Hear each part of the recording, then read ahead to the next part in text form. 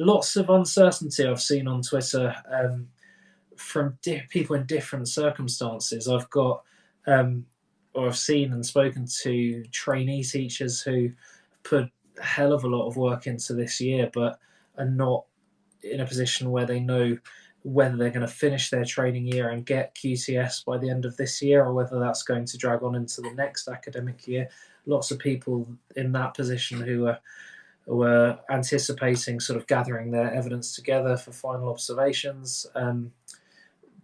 Whether or not those final observations happen this year, we don't know. Got NQTs in a similar situation where they've got NQT evidence to finish, and obviously that battery at this point is incomplete, and there's a lack of observations to sort of tie that NQT year up, so that's difficult. Also a situation, people in schools who want to or were planning to move schools, that it's made it very tricky. Are they going to be able to move schools before September? Is school recruitment going to change between now and September? Are we going to have to be a little bit more flexible in terms of notice periods? And I don't know.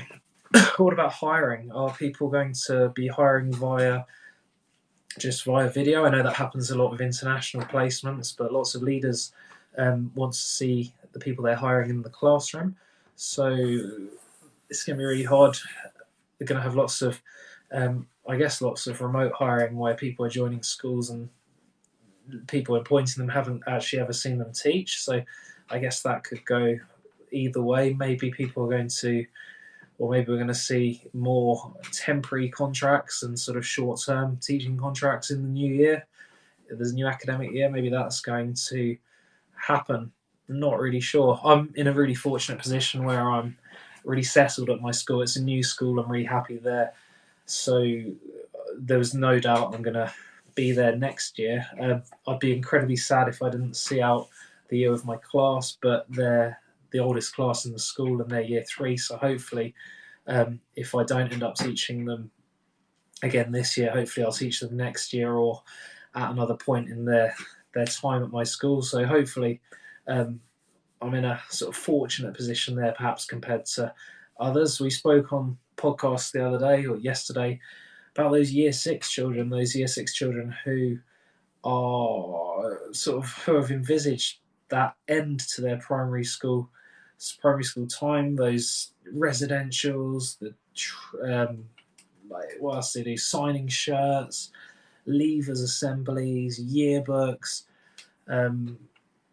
just the sports day, like the things that you really look forward to and the things that I guess really round off your education.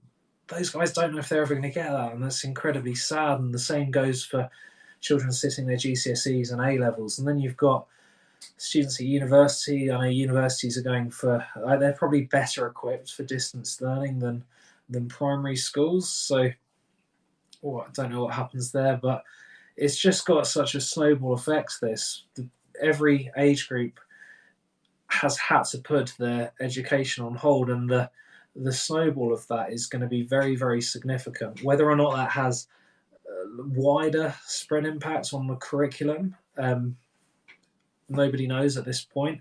I've seen lots of people suggesting that it's potentially an opportunity to redesign the curriculum, to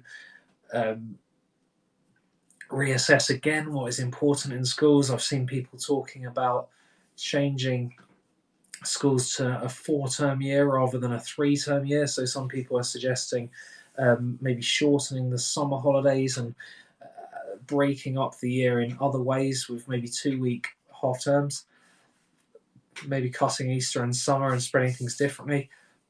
I don't know. Other people have mentioned the idea of potentially going back in.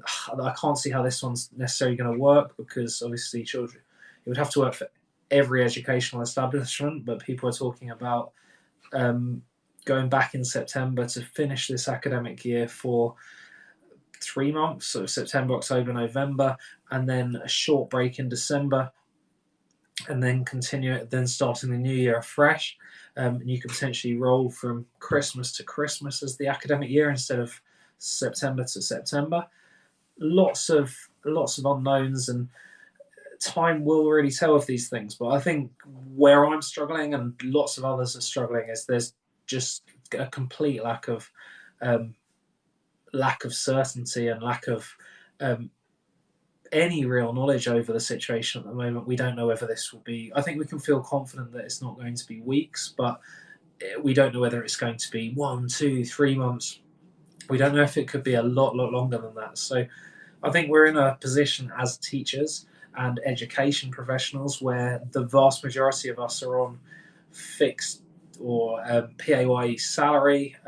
We are, most of us, maintaining full salary at this point, which is really like really comforting at a time where I know lots of people are not in that position. I've got friends who are self-employed, um, and friends who are self-employed recently who don't have a year's worth of accounts, so they might be in a position where they've, given up a lot to start a business, but are not in a position to prove that they are earning X amount over a financial year. So in that case, they're going to have to go on to universal credit, and lives are just being like derailed at this point with something that is obviously very serious globally.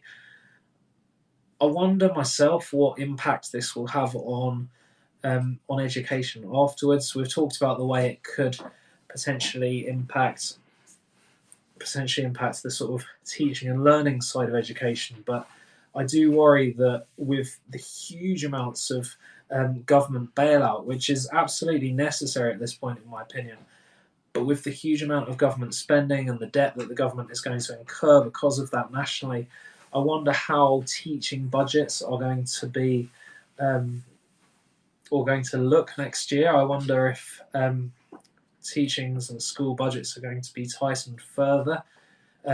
Also, another thing I haven't mentioned, but it's played on my mind, and I'm sure others, is pay progression for this year. You've got people looking to move up the pay scale and looking to improve their salary, and they could well be well on track to do that with the way that their performance management's gone so far this year. But with such a chunk of the year left, are people going to be able to meet their objectives fully? Are schools going to be in a position to honour those objectives retrospectively? It's really tricky. I know that's something that plays on my mind personally with a young child